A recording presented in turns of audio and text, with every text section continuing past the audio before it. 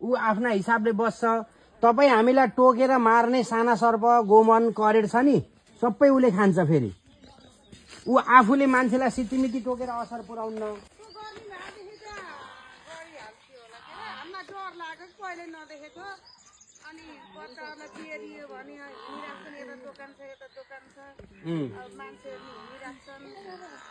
केही गर्दैन त्यसले, त्यो गर्न भएन। अब त्यो एकचोटि त्यही पनि मनको शान्तको लागि तपाईँले डोजर मगाउनुहुन्छ नि, मगाएर एकचोटि हेर्नु होइन। डिजेल हाल अनि डोजर मगाउनु। मैले के यहाँ बिन बजाएर निकाल्ने, बिन बजाएर कहीँ सर्प आउँछ त नि, आउँदैन नि। बच्चाहरूलाई केही गर्दै गर्दैन। छिटो ग्यारेन्टी त यो संसारमा हुन्छ नि, ग्यारेन्टी लिने कसैको। डिजेलले आएर भयो डोजर मगाएर अनि बताउनु पर्ला। त्यो त तपाईँको इच्छाको कुरा हो नि, हामीले त के भन्न सकिन्छ।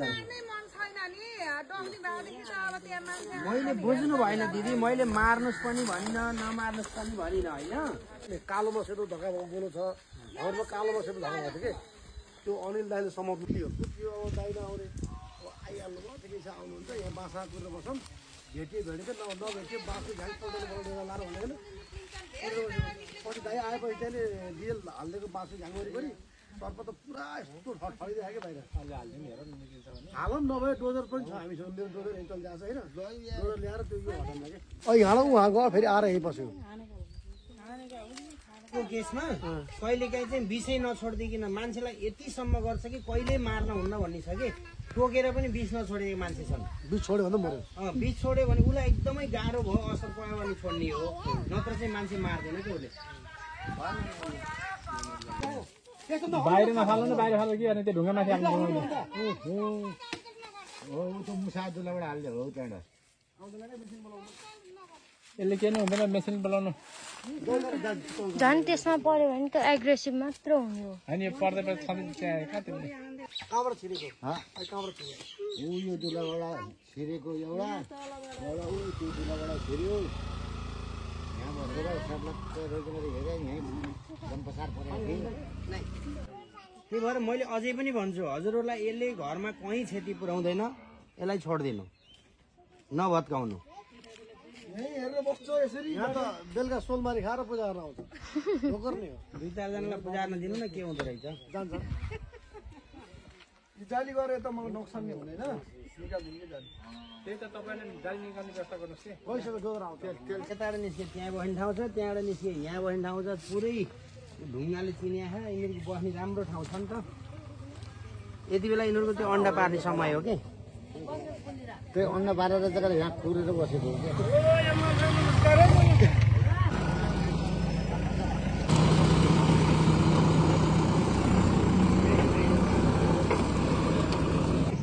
निकाल्ने नि भने यहाँ बसेर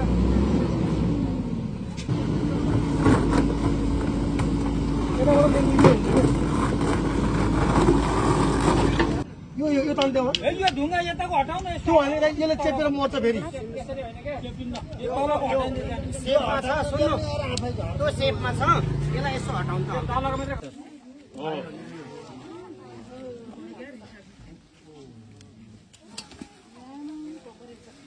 त्यो चाहिँ गयो। दादा रोक्नु बिस्तारै। त्यो त 10 किलो छ, 7-8 किलो सुसाको है। तर अब आएको छँदै छैन। त्यही एउटा हो उहाँ ड्रम छ लिएर आउनु त। ड्रम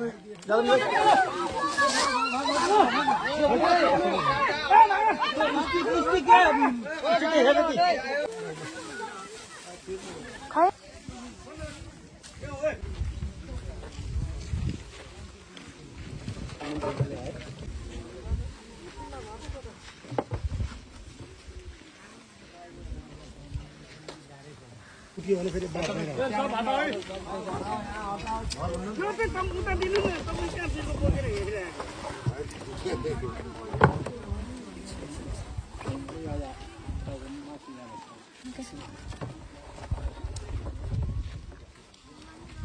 एकछिन नाच्नु एकछिन नाच्नु है एकछिन धैर्य शान्त हुन्छ त्यहाँ नछुने त्यही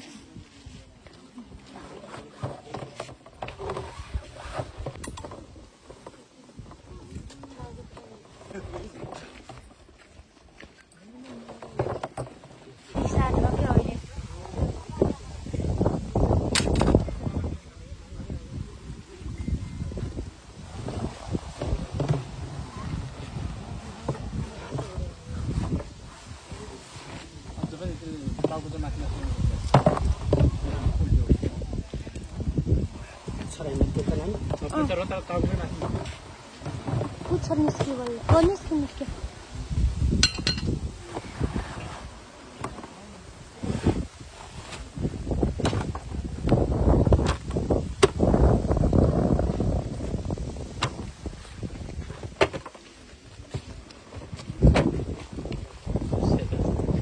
माथि नै छ के हो मतलब तल गएको छैन क्या अझै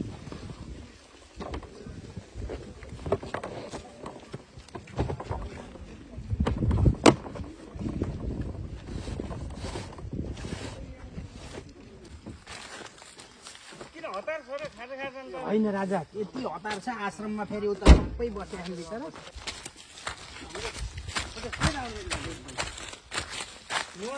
पौडेल रेन्जर उहाँ हाम्रो पाण्डव समितिको अध्यक्ष मध्यवर्ती क्षेत्र समिति कोषाध्यक्ष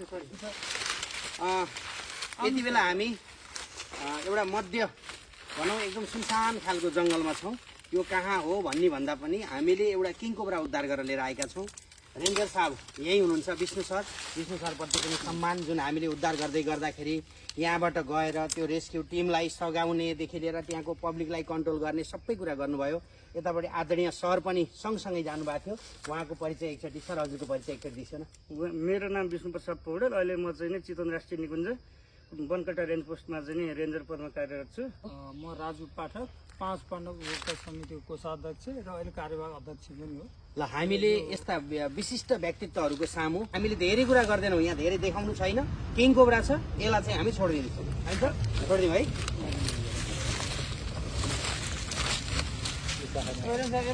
इच्छा छैन आनन्दले बसेको छु टाउको लुकाएर छोडिदिउँ है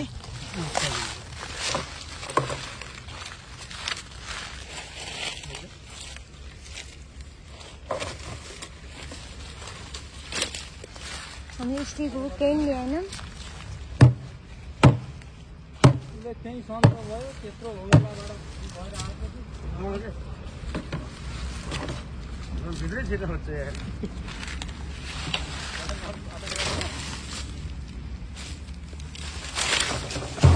यही छ ओम नमः शिवाय जाऊ आफ्नो बाटो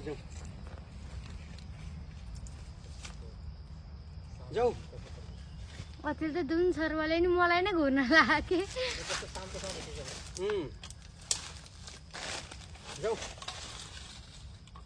जाऊ बाबा जाऊ आनन्दले जाऊ